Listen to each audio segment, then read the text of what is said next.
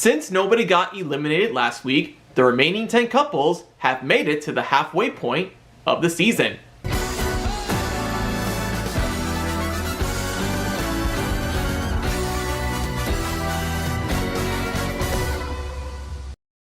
How's it going, guys? It's Eric Sharkey, aka the Dancing with the Stars superfan, back with another video, and this week on Dancing with the Stars is Wicked Night. The 10 remaining couples danced to songs from the first Wicked film and their sequel coming in November 21st of this year, Wicked for Good.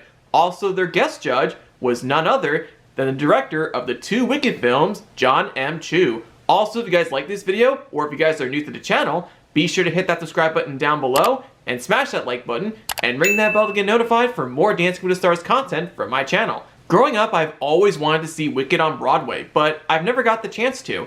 However, when the movie came out last year, this one totally made it up for it. Growing up, I have always wanted to see Wicked on Broadway, but I've never gotten the chance to. However, when the movie came out last year, this one totally made it up for it.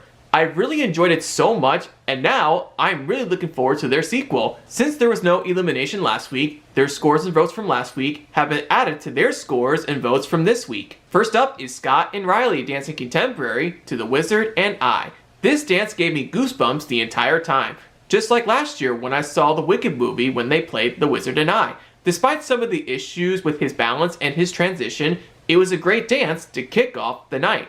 For their contemporary routine, they received all 7s from the judges, giving them a 28 out of 40 and a 2-week total of 58 points. Next up is Alex and Val dancing jazz to What Is This Feeling? Growing up when she did musical theater, she mostly played small roles. When she did that jazz routine, it was high energy, perfect, and it was so clean. And Carrie Ann mentioned to her that this is indeed her best dance by far. For their jazz routine, they received 9s from Carrie Ann, Derek, and Bruno, and an 8 from John, giving them a 35 out of 40 and a 2-week total of 70 points. Next up is Robert and Whitney dancing jazz to Dancing Through Life. Since this song is one of his favorite songs from Wicked, this suited him so perfectly. I honestly felt like I was watching him on Broadway. The one thing I would say about this dance routine, he nailed it. For their jazz routine, they received all 9s from the judges, giving them a 36 out of 40 and a 2-week total of 71 points. To be honest, he should have gotten at least 1 or 2 10s. Next up is Whitney and Mark dancing the quick step to Popular. I liked how the dance turned into a fast-paced quick step. I also liked how they utilized the footwork as well as the movements in that dance. Even when it was fast-paced, they really made it work. For their quick step, they received the first 10s of the season from Carrie Ann, John, and Bruno, and a 9 from Derek, giving them a 39 out of 40 and a 2-week total of 72 points. Next up is Dylan and Daniela dancing the rumba to I'm Not That Girl. Despite some of the issues with the movements, the control, the footwork, as well as the foot placement, it was still another good dance, and I have noticed that he was open with his hips. For their rumba, they received all 8s from the judges, giving them a 32 out of 40 and a 2-week total of 68 points. Next up is Andy and Emma dancing jazz to One Short Day. Out of all the other dances that he has done, this is his best dance that he has ever done. Bruno noticed his timing was on point, he didn't miss a single step, and there was even more content in that dance. For their jazz routine, they received 7s from Carrie Ann, John, and Bruno, and a 6 from Derek, giving them a 27 out of 40 and a 2-week total of 51 points. Next up is Elaine and Alan dancing contemporary to Defying Gravity. As I was watching the movie when the Defying Gravity scene was showing, I literally had tears of joy. I also loved how Alan was fighting off the dancers and Elaine up on the riser with a really huge witch outfit in front of her, making her feel like that she was Elphaba flying through the sky. Even though she injured her foot, this dance never stopped her from doing this dance because this dance was so powerful.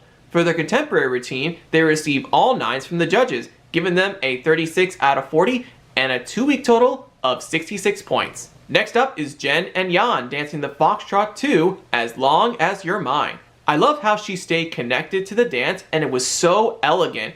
She even asked Jan, is she the worst dancer? And he said no. Bruno said her flow of movements are improving, and he also said to her, it's not about what you do, it's how you do it. For their foxtrot, they received all 8s from the judges, giving them a 32 out of 40 and a 2-week total of 61 points. Next up is Danielle and Pasha dancing the Argentine tango to No Good Deed. This dance was absolutely amazing, it was nice and smooth, and it was so intense, especially with them doing the first Argentine tango of the season. Compared to last week, this was definitely a breakthrough dance for Danielle and Pasha. For their Argentine tango, they received all 9s from the judges, giving them a 36 out of 40 and a 2-week total of 65 points. And last up is Jordan and Ezra dancing the rumba to For Good. There are so many things that I want to say about this dance because it was an incredible way to end the night. Since Jordan is a gymnast, she knows how to move. It was clean, smooth as silk, and it was so spectacular. And also, this dance is one of my favorite dances of the night.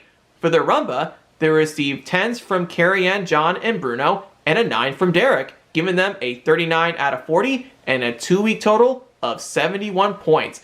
Ezra not only receives his first 9s, he got his first 10s of his Dancing with the Stars career as a pro. So, well done, Ezra. Now let's take a look at the leaderboard from this week, including the leaderboard adding up to their scores from both nights.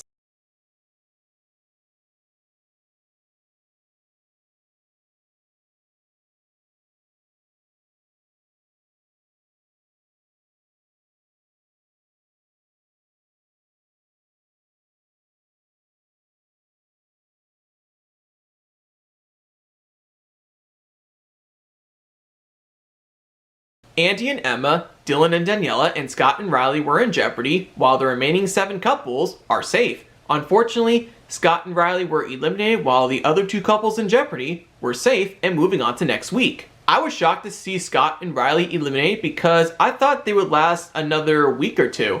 I thought it was going to be Andy, but Andy had enough votes to stay compared to Scott.